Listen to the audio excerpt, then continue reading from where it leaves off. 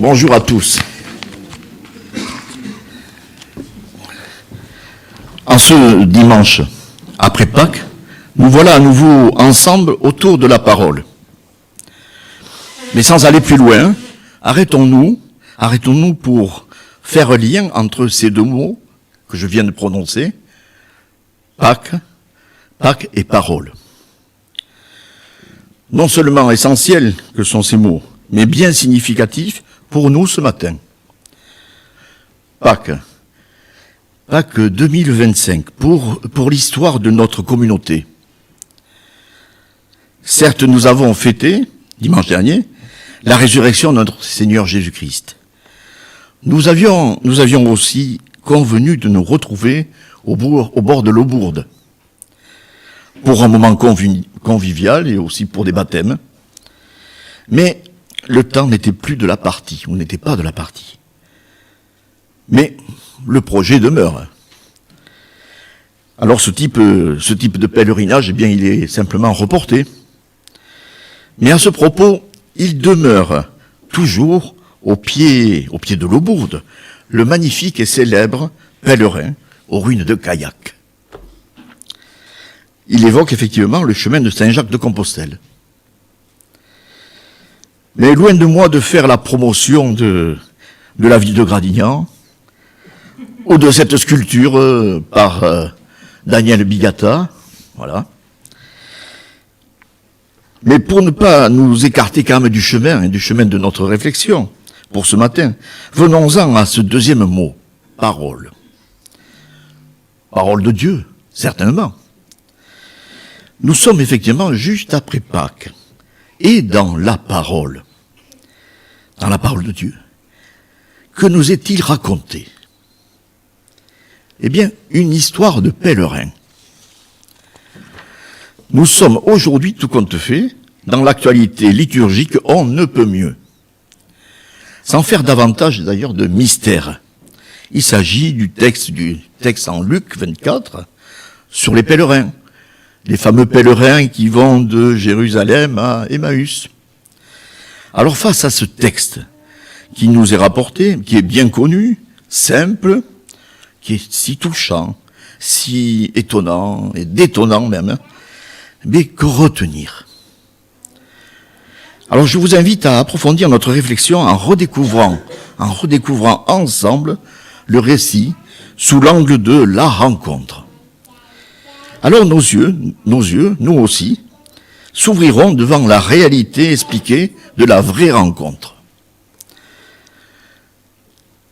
Roger, qui fait pèlerinage avec moi dans l'aumônerie, va nous conduire dans la lecture de cette parole. C'est un texte majeur pour l'accompagnement. C'est aussi à ce titre d'accompagnateur que mon ami Roger intervient. Il assume le rôle de coach dans le suivi de mon ministère d'aumônerie. Ah, je laisse Roger poursuivre.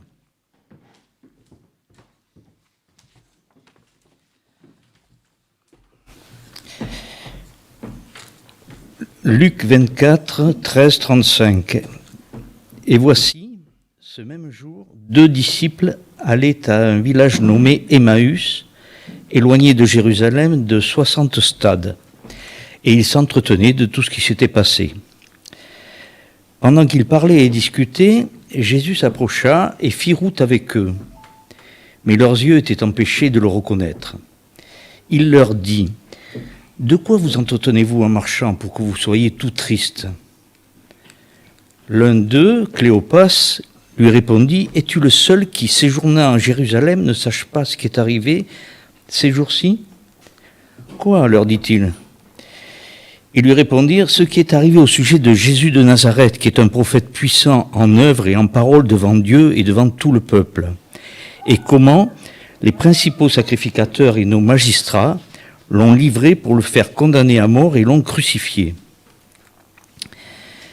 Nous espérions que ce serait lui qui délivrerait Israël, mais avec tout cela, voici le 3e jour que ces choses se sont passées. Il est vrai que quelques femmes d'entre nous nous ont fort étonnés, S'étant rendues de grand matin au sépulcre et n'ayant pas trouvé son corps, elles sont venues dire que des anges leur sont apparus et ont annoncé qu'il est vivant. Quelques-uns de ceux qui étaient avec nous sont allés au sépulcre et ils ont trouvé les choses comme les femmes l'avaient dit. Mais lui, ils ne l'ont point vu.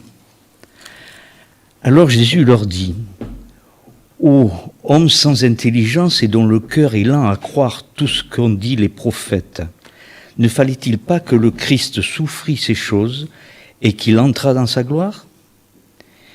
Et, commençant par Moïse et par tous les prophètes, il leur expliqua dans toutes les Écritures ce qui le concernait. Lorsqu'il fut près du village où ils allaient, il parut vouloir aller plus loin. Mais ils le pressèrent en disant « Reste avec nous, car le soir approche et le jour est sur son déclin. » Et il entra pour rester avec eux. Pendant qu'il était à table, il prit le pain, et après avoir rendu grâce, il le rompit et le leur donna. Alors, leurs yeux s'ouvrirent et ils le reconnurent, mais il disparut de devant eux. Et ils se dirent l'un à l'autre, « Notre cœur ne brûlait-il pas en donnant de nous, lorsqu'il nous parlait en chemin, nous expliquait les Écritures ?» Se levant à l'heure même, ils retournèrent à Jérusalem, et ils trouvèrent les 11 et ceux qui étaient assemblés avec eux, qui leur dirent, « Le Seigneur est réellement ressuscité et il est apparu à Simon. » Et ils racontèrent ce qui leur était arrivé en chemin et comment ils l'avaient reconnu au moment où il rompit le pain. Amen. Merci, Roger. Merci. Avant de vivre cette vraie rencontre, je vous invite à la prière. Comme il nous est rappelé dans Timothée, toute écriture est inspirée de Dieu. Permets, Seigneur, qu'en entendant à nouveau les Écritures, elles soient par la force de ton esprit, source d'inspiration, de joie et de sérénité pour chacune d'entre nous. Amen. Alors voilà, 2 hommes faisaient route ensemble de Jérusalem à Emmaüs. C'était des pèlerins qui retournaient chez eux après la Pâque juive. Le texte nous dit que c'était des disciples de Jésus. L'un s'appelle Cléopas, l'autre est anonyme. Pour autant, si son nom n'a pas été mentionné, est-ce que c'est un hasard? Est-ce que c'est intentionnel? Est-ce que c'est un oubli de la part de Luc? C'est un questionnement qui paraît mineur, mais Luc a certainement choisi de nous présenter un disciple anonyme pour que nous puissions mieux nous identifier à lui, pour que chaque lecteur puisse s'approprier le texte, puisse aussi même s'y projeter. Ce disciple anonyme, c'est chacun de nous. Par conséquent, cette étape du pèlerinage serait une étape de notre pèlerinage terrestre. C'est une étape de notre vie qui est le chemin. Un chemin fait de questions, fait de découvertes, fait aussi de rencontres. Et justement, voilà une rencontre imprévue, inattendue. Une rencontre avec un inconnu qui va dans le même sens. Alors ils font route ensemble. De nos jours, il est plutôt rare de faire route avec un inconnu. Notre première attitude serait plutôt celle du recul, celle de la méfiance, et je dirais même celle de la suspicion. Mais si nous prenons ce texte au second degré de lecture, le chemin qui est notre vie nous amène à rencontrer des inconnus, à faire route avec eux. Si bien qu'après une rencontre, nous cheminons ensemble quelque temps sur le tronçon de notre trajectoire qui nous conduit de la naissance jusqu'à la mort dans ce pèlerinage terrestre. Cet inconnu qui chemine avec Cléopas et son compagnon symbolise ces hommes et ces femmes que nous que nous rencontrons, qui nous marquent, qui nous touchent, qui nous bouleversent. Cet inconnu peut être aussi la personne qui est alitée, que nous visitons dans une chambre d'hôpital, ou encore c'est la personne qui vient nous visiter lorsque nous sommes hospitalisés. Luc, le narrateur, nous dit que cet inconnu est Jésus. Et nous avons le privilège de le savoir puisqu'on est à l'extérieur de l'histoire. Mais les deux pèlerins, eux, ne savent pas et ils ne le reconnaissent pas. Ils ne le reconnaissent pas tout de suite. Alors, cheminons avec eux pour découvrir quand même la vraie rencontre. La vraie rencontre avec peut-être quelque chose qui va nous aider quand même dans le coup. C'est peut-être pas celle-là, c'est l'autre. Mais on va y arriver. Les étapes de la vraie rencontre. Je vous ai mis un descriptif de cette rencontre. Alors donc, empruntons le chemin, non pas le chemin d'Emmaüs, mais celui de la rencontre. Dans notre marche, dans notre réflexion, interrogeons-nous comment se vit, comment se structure une rencontre. Concrètement, la rencontre de Jésus avec les deux disciples est d'ailleurs édifiante. Là. C'est un enseignement pour nous. Et donc revenons au récit pour considérer les étapes phares.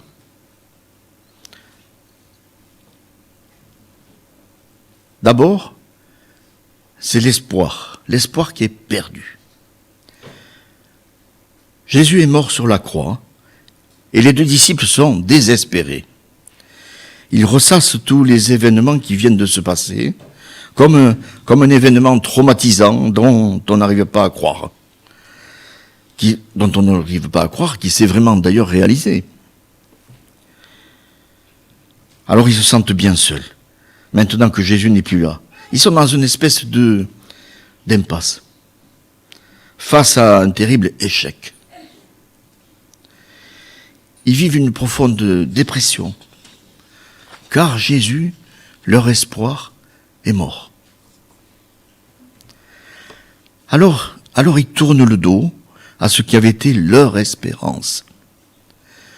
Et ils fuient Jérusalem. Pour nous aussi, quand on est désespéré, on n'arrive plus à faire des grands projets et voir l'avenir reste illusoire. Alors dans notre texte aussi, les disciples sont dans cette situation, mais ils se sont fixés un but unique, tout simple, pour aujourd'hui marcher de Jérusalem à Emmaüs. Deuxième étape, l'arrivée du visiteur mystérieux. Jésus, cet inconnu, rejoint ses disciples sur leur chemin. Il fait irruption dans leur vie pour un bout de chemin avec eux. Alors il ne s'impose pas, il ne se dévoile même pas. Il fait route. Il fait route avec eux. Au même moment, au même pas, à leur rythme. Parfois le silence vaut mieux que des paroles qui peuvent être d'ailleurs maladroites. Alors c'est se tenir présent, en silence, au même niveau. Mais on devine déjà les signes de solidarité, de compassion sur le désespoir de ces hommes. Jésus ensuite, il écoute. Jésus n'est pas reconnu par les disciples.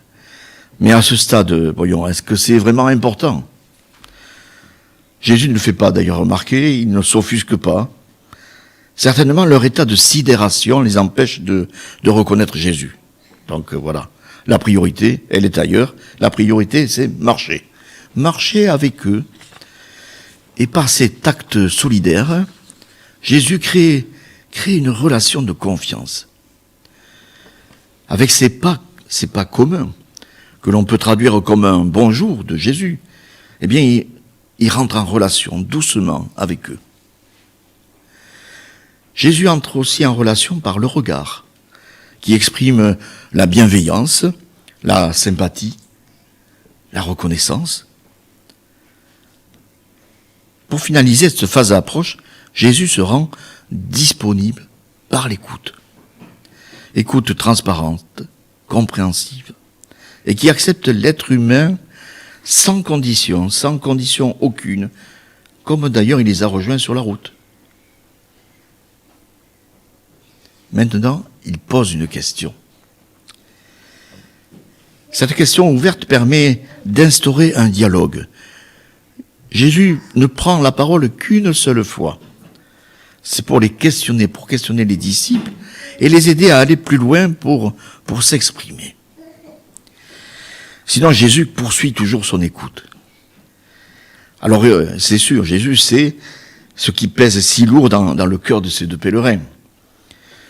Lorsqu'il demande des explications, c'est pour qu'ils racontent, pour qu'ils se racontent, qu'ils exposent verbalement. Et effectivement, voilà que Cléopas refait l'histoire avec force, détail et précision.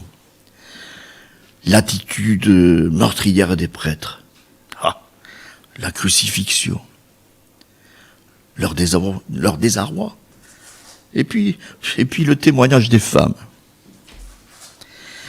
Et ainsi se crée un espace de vie dans lequel les pèlerins se sentent compris. Ça y est, la confiance s'est installée entre Jésus et les disciples.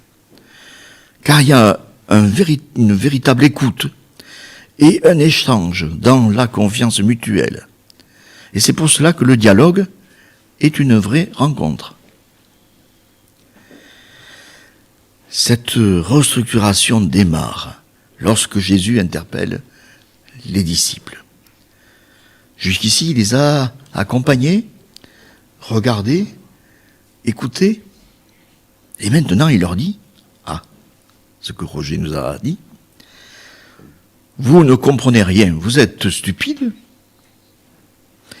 Effectivement, Jésus ne comprend pas qu'après tout ce qu'il a dit dans son ministère, tout ce que les disciples ont vu et expérimenté, il ne comprend pas comment on peut encore manquer autant de foi. Mais surtout Jésus, par ses paroles, souhaite les sortir de leur désespérance. Et comment? Par une relecture des Écritures, et ainsi donner sens à leur vie. Il crée d'abord un électrochoc. Et ensuite Jésus, il argumente pour convaincre par la parole. C'est certainement comme de la théologie pratique, en raccourci, qui s'appuie d'ailleurs sur Ésaïe 61, Ésaïe 53, Psaume 22, voilà. Tout cela pour démontrer aux pèlerins que, concernant Jésus, son rejet, sa mort, il ne s'agit pas d'un signe d'absence, l'absence de Dieu, bien sûr. Mais non, au contraire, il s'agit de l'accomplissement de son plan d'amour. Dans notre texte, la rencontre avec Jésus et les disciples ne se termine pas là. Elle ne se termine pas là, à la fin de ce dialogue. Mais ce qui se passe, qu'elle va bien au-delà. En effet, les disciples, ils ont comme besoin que la rencontre se prolonge. Elle se prolonge, d'ailleurs, voilà ce qu'ils disent, reste avec nous. Car le soir vient et la journée est bien avancée. Ils formulent d'ailleurs comme ça leurs besoins, à savoir que cet événement, se poursuive en partage. Car sans le savoir, le travail de la restructuration, de restauration, dont on a parlé, n'est pas terminé. L'enseignement, il a été donné, c'est vrai, avec cette relecture, la lecture des Écritures, qui donne d'ailleurs un nouvel éclairage pour eux. Ça commence à devenir un peu plus clair. Mais quant à la foi, on s'interroge quand même. Eh bien, c'est le partage de pain, du pain, qui sera révélateur. Alors les disciples voient clair et ils reconnaissent Jésus, enfin. En effet, à la parole échangée s'ajoute un geste plein de sens. Il prend le pain, il le partage. Cette rencontre va donc jusqu'à l'hospitalité. Jésus est le compagnon. C'est le compagnon qui partage le pain. Et par cet acte, il va au-delà de l'écoute et du dialogue. Cet acte scelle la confiance. Non seulement la confiance, mais il scelle aussi la foi des pèlerins. L'enseignement, il a été donné. Bon, l'acte de partage, voilà, qui scelle la vraie rencontre, c'est fait. Ça vient de se produire. Mais il est l'heure maintenant de se séparer. Cette séparation n'est pas tout compte fait douloureuse, car la parole échangée continue de faire son chemin de l'intérieur. Une fois Jésus parti, les disciples, en quelque sorte, ils revivent l'événement. Notre cœur ne brûlait-il pas? Ils manifestent plutôt une vigueur retrouvée. Comme quoi le départ, eh bien, peut être même nécessaire pour que se réalise enfin, et en totalité, le cheminement intérieur, autant que dans l'histoire que pour nous. Avec Jésus, mais aussi avec les pèlerins, nous avons vu ce qu'est une vraie rencontre. Nous avons découvert les étapes, nous en comprenons la nécessité de l'ensemble de ces étapes, et la nécessité de respecter l'ordre de cette rencontre. Cette nécessité est d'autant plus vitale dans certaines circonstances de la vie, et en particulier dans le cadre de la visite en milieu hospitalier. J'y reviens un peu plus, parce que le récit des pèlerins d'Emmaüs rejoint, accompagné par Jésus, eh bien, s'avère extrêmement riche et précieux pour la pratique d'aumônerie. Il nous enseigne en effet que cette histoire nous concerne, puisque chacune et chacun peut s'identifier avec le disciple anonyme. Il nous indique également que lorsqu'une personne voit son existence ébranlée par une rupture dans son cheminement de vie, par un sévère accident de santé, eh bien ce sont les yeux de la foi et de l'espérance qui seuls peuvent donner sens à ce qui lui arrive. Et les aumôniers sont témoins de cette lumière portée sur nous-mêmes qui nous vient du Dieu de Jésus-Christ. Ce qui est aussi essentiel, c'est qu'en aumônerie, l'accompagnement, eh bien, il est mutuel. Comme Jésus et les pèlerins d'Emmaüs, qui font route ensemble et s'accompagnent, l'aumônier est aussi accompagné par celui qui l'accompagne. Accompagner, être accompagné, tel est notre enjeu. Dans ce challenge, nous pouvons nous reposer sur une certitude. Le Christ est présent dans les rencontres à l'hôpital. À l'appui de ce texte, nous sommes en mesure de discerner la présence de Dieu en Jésus-Christ dans les visites. Amen. Je vous laisse simplement un verset aussi qui est en rapport avec la vie. Ésaïe 43. Car tu as du prix à mes yeux, et je t'aime. Et enfin, une dernière parole.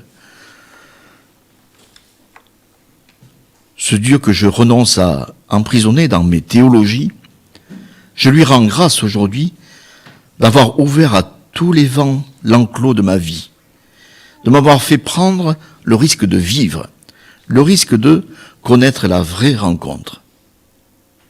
Et je vous invite à chanter, je chanterai